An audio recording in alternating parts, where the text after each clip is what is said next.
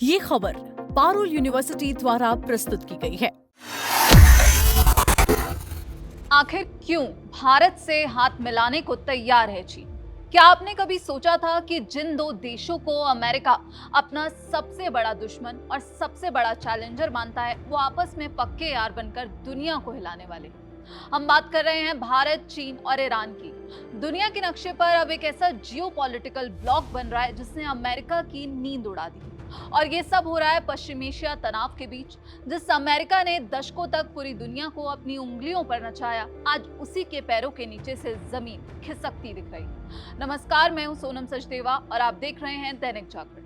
आज इस वीडियो में हम बात करेंगे कि कैसे ये तीन देश मिलकर अमेरिका का बाय बाय करने की तैयारी में है और चीन का अचानक भारत की तरफ झुकना दोस्ती है या उसकी सबसे बड़ी मजबूरी। शुरुआत करते हैं चीन के बयान से। चीन के विदेश मंत्रालय के प्रवक्ता लिन जियान कहते हैं, चीन भारत के साथ मिलकर आपसी विश्वास बढ़ाने, संदेह को दूर करने और संवेदनशील मुद्दों को ठीक से संभालने के लिए तैयार है।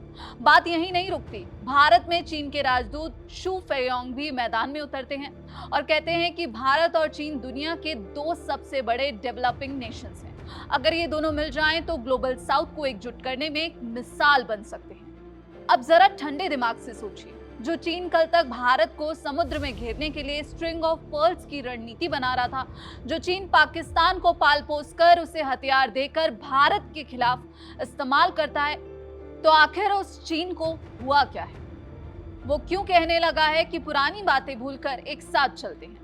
आपको बता दें, ये चीन की सबसे बड़ी मजबूरी है। इस समय चीन अमेरिका के साथ एक चौतरफा ट्रेड वॉर और खतरनाक कोल्ड वॉर में फंसा हुआ है। अमेरिका ने चीन की टेक्नोलॉजी, उसके सेमीकंडक्टर्स और उसके एक्सपोर्ट पर ऐसी पाबंदियां लगा दी हैं कि चीन की इकोनॉमी अब यहाँ पर हाँफ रही है। ताइवान के मुद्दे पर अमेरिका और चीन कभी भी आमने सामने आ सकते हैं। ऐसे में चीन का सीधा सा कैलकुलेशन है, अगर उसने भारत को भी अपना दुश्मन बनाए रखा तो अमेरिका भारत का इस्तेमाल क्वाड जैसे ग्रुप्स के जरिए चीन को घेरने के लिए करेगा। चीन अच्छी तरह जानता है कि वो अकेले भारत और अमेरिका की जुगलबंदी का सामना नहीं कर सकता, इसलिए वो चाहता है कि भारत कम से कम अमेरिका के पाले में पूरी तरह ना जाए। अगर भारत न्यूट्रल भी रहता है तो चीन के लिए अमेरिका के खिलाफ एक बहुत बड़ी रणनीतिक जीत होगी। अब बात करते हैं ईरान की, वो देश जिस पर अमेरिका ने दुनिया के सबसे कड़े आर्थिक प्रतिबंध लगाए। अमेरिका ने ईरान की अर्थव्यवस्था को पूरी तरह कुचलने में कोई कसर नहीं छोड़ी। अमेरिका का प्लान था कि ईरान को दुनिया से अलग थलग कर दिया जाए, लेकिन ईरान ने इसका एक ऐसा तोड़ निकाला कि अमेरिकी सरकार के पसीने छूट गए, और वो तोड़ है चीन। ईरान के संसद अध्यक्ष मोहम्मद बगैर गालिबाफ ने हाल ही में जो बयान दिया, वो अमेरिका के लिए किसी डरावने सपने जैसा है। गालिबाफ ने खुलेआम कहा, दुनिया में नए जियोपॉलिटिकल ब्लॉक बन रहे हैं और बनने चाहिए, और मैं साफ कर दूं, दुनिया में चाहे जो भी ब्लॉक बने, चीन और ईरान उसमें निश्चित रूप से शामिल होंगे, इसमें कोई शक मत रखिए। ध्यान दीजिए, ईरान सिर्फ ये नहीं कह रहा कि चीन उसका व्यापारिक साझेदार है।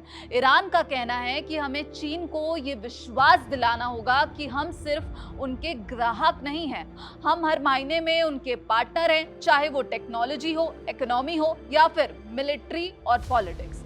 आपको याद दिला दें कि चीन और ईरान ने पहले ही एक 25 साल के ऐतिहासिक रणनीतिक समझौते पर दस्तखत किए हुए हैं।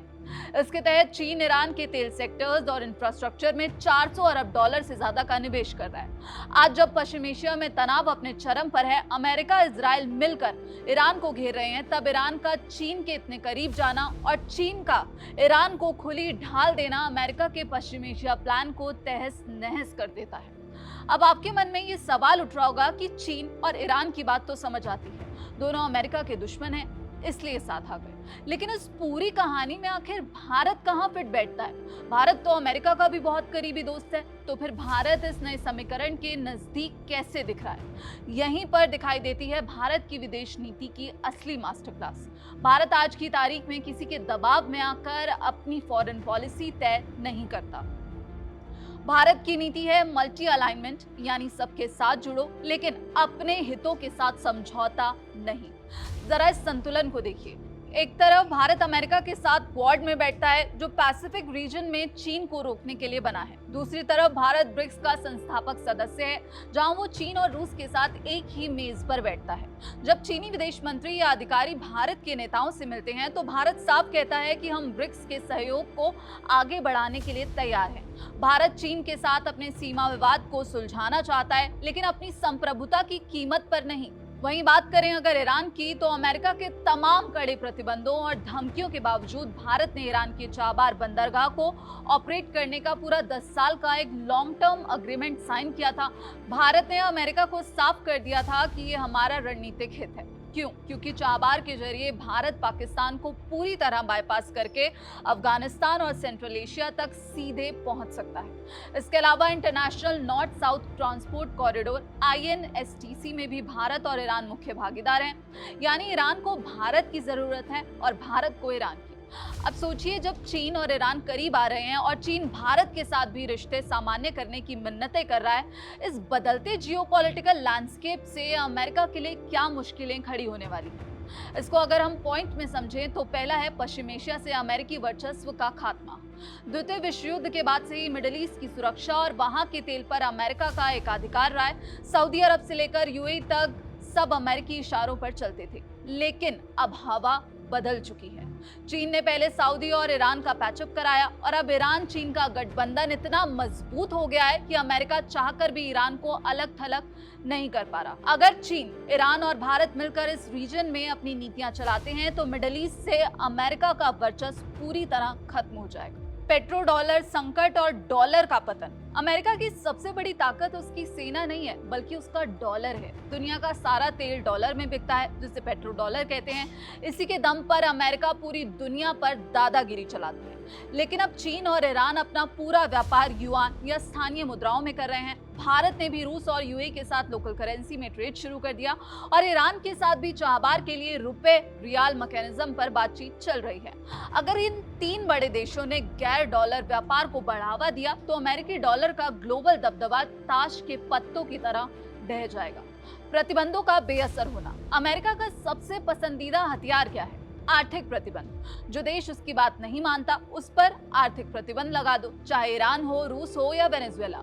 लेकिन जब चीन जैसी दुनिया की दूसरी सबसे बड़ी अर्थव्यवस्था और भारत जैसी दुनिया की सबसे तेजी से बढ़ती इकोनॉमी इन प्रतिबंधों को किनारे रखकर ईरान के साथ चाबार पोर्ट जैसे बुनियादी ढांचे के समझौते करती है, तो अमेरिकी प्रतिबंध सिर्फ कागज का टुकड़ा बनकर रह जाते हैं। ईरान को अब अमेरिका की परवाह नहीं है, क्योंकि उसे पता है कि उसका तेल खरीदने के लिए चीन और रास्ता बनाने के लिए भारत मौजूद है। ग्लोबल साउथ का नेतृत्व हाथ से निकलना। चीन के राजदूत ने जो कहा उसमें एक बहुत बड़ा संदेश था। उन्होंने कहा कि चीन और भारत को मिलकर ग्लोबल साउथ यानी एशिया, अफ्रीका, लैटिन अमेरिका के विकासशील देश का नेतृत्व करना चाहिए। सच बात तो यह है कि अमेरिका की दादागिरी और प्रतिबंधों की राजनीति से दुनिया के छोटे देश अब तंग आ चुके हैं। अगर भारत और चीन मिलकर ब्रिक्स या SCO जैसे मंचों को मजबूत करते हैं तो दुनिया की बहुसंख्यक आबादी अमेरिका की बात सुनना बंद कर देगी और यहीं से जन्म होगा मल्टीपोलर वर्ल्ड का, जहां कोई एक सुपर पावर नहीं होगा। तो कुल मिलाकर कहानी यह है कि पश्चिम एशिया के इस तनाव ने दुनिया की महाशक्तियों को अपनी रणनीतियां पूरी तरह बदलने पर मजबूर कर दिया है। चीन अपनी आर्थिक मंदी और अमेरिकी दबाव से बचने के लिए भारत के आगे दोस्ती का हाथ बढ़ा रहा है। ईरान अपने वजूद को बचाने के लिए चीन के साथ एक अटूट दीवार खड़ी कर रहा है और भारत इन सब के बीच अपने नेशनल इंटरेस्ट को सबसे ऊपर रखकर एक बेहद सदा हुआ खतरनाक संतुलन बना रहा है। ये बदलते समीकरण इस बात का साफ संकेत हैं कि अब आने वाले समय में दुनिया वैसे नहीं चलेगी जैसा अमेरिका चाहता था। और इस बदलते वर्ल्ड ऑर्डर में सबसे दिलचस्प बात यह है कि भारत ही वो धुरी है जिसके बिना ना तो अमेरिका को कोई प्लान कामयाब हो सकता है और ना ही चीन का कोई ब्लॉक मुकम्मल हो सकता है। यानी चाबी अब भारत के हाथ में है। अब इस पूरे मामले पर आपकी क्या राय है? क्या भारत को चीन की इस दोस्ती के हाथ पर भरोसा करना चाहिए? और आपको क्या लगता है, भारत, चीन और ईरान का ये जो नया समीकरण या कहें ब्लॉक अमेरिका की बादशाहत को खत्म कर देगा?